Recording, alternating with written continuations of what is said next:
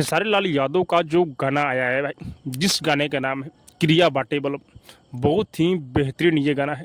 ऐसे ही गाने के लिए खेसारी लाल यादव जाने जाते हैं। बहुत दिनों बाद खेसारी भैया ऐसा गाना लेकर आए हैं भाई। सिंगल गाना खेसारी लाल यादव गाए हुए हैं, कोई फीमेल सिंगर का आवाज़ नहीं है, पति पत्नी वाला गाना है भाई।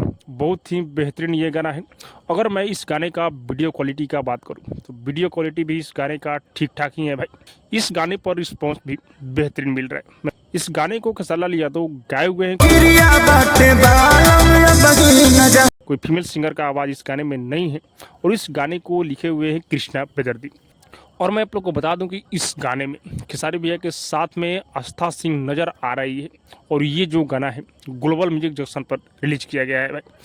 मैं आप लोग को बता दूं कि इस गाने पर व्यू भी बेहतरीन आ रहा है और लाइक भी बेहतरीन मिल रहा है भाई। भले ही ये गाना अभी ट्रेंडिंग लिस्ट में नहीं गया है, लेकिन ये गाना ट्रेंड करेगा भाई। मैं आप लोग को बता दूं कि बहुत दिनों बाद खेसारी भैया का ऐसा गाना आया है, तो आप लोग जाइए ग्लोबल म्यूजिक जंक्शन पर, इस गाने को रिलीज किया गया है, एक बार जरूर सुनिएगा भाई। सुनने के बाद मज़ा आ जाएगा।